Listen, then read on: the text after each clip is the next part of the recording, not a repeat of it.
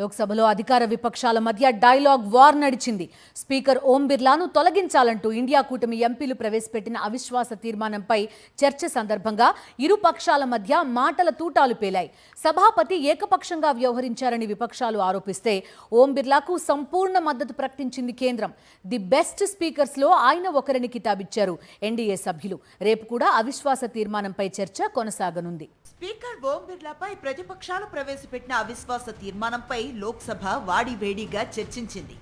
Congress MP Mohammed Javed మోషన్ను move చేయగా ఆ party deputy leader Gaurav Gogoi చర్చను ప్రారంభించారు. కేంద్రంపై తీవ్ర స్థాయిలో విరుచుకుపడ్డారు. సభలో మైక్ను ఆయుధంగా వాడుతోందని విమర్శించారు. ప్రతిపక్ష నేతను మాట్లాడనివ్వటం లేదన్నారు. రాష్ట్రపతి ప్రసంగానికి ధన్యవాద తీర్మానంపై చర్చ సందర్భంగా రాహుల్ గాంధీ స్పీచ్ కు ట్రెజరీ బెంచ్ 20 సార్లు అడ్డుపడిందని, అయినా స్పీకర్ అడ్డు చెప్పలేదని గొగోయ్ ఆక్షేపించారు. इस सदन के अंदर सर ये माइक भी अब एक अस्त्र बन गया है. ये माइक भी एक अस्त्र है. बिल्कुल ये माइक भी एक अस्त्र है. जिस अस्त्र को यहाँ पे सुविधा के रूप से सत्ता पक्ष को दिया जाता है और विपक्ष को विशेष रूप से एलओपी को उनके अपना बोलने के लिए ये माइक उनको नहीं मिलता. డిబేట్ లో మాట్లాడిన తృణమూల్ కాంగ్రెస్ సభ్యురాలు మహువా మొయిత్రా ఓం బిర్లా ఏకపక్షంగా వ్యవహరించారని ఆరోపించారు. విపక్షాలు కోరిన ఏ వాయిదా తీర్మానాన్ని ఆయన ఆమోదించలేదన్నారు. అధికార పక్షం సభ్యులు తమను అవహేళన చేస్తున్నా అడ్డుకోలేదంటూ ఘాటు విమర్శలు చేశారు. Speaker Saab, you are no longer fit to conduct the affairs of this house. You have sat too long here for any good you have been doing. Depart, I say, and let us have done with you. In the name of God, go. విపక్షాల అవిశ్వాస అస్త్రానికి అధికార పక్షం ధీటుగా బదులిచ్చింది. Speaker ఓం బిర్లాకు సంపూర్ణ మద్దతును ప్రకటించింది. సభను ఆయన చాలా బాగా నడిపించారన్నారు ఎన్డీఏ ఎంపీలు.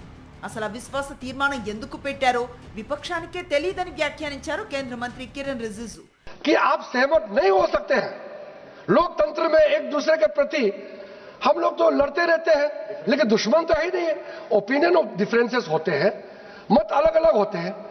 तो आपका बात को अगर स्पीकर नहीं माने तो क्या आप स्पीकर के ऊपर चढ़ जाएंगे क्या?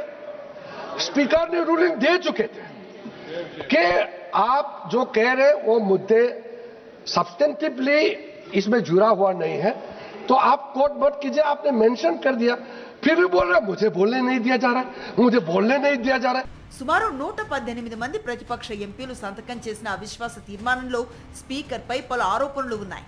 ప్రతిపక్ష నేత రాహుల్ గాంధీ సహా తమ నేతలకు మాట్లాడే అవకాశం ఇవ్వటం లేదని విపక్ష నేతలు ఆరోపించారు.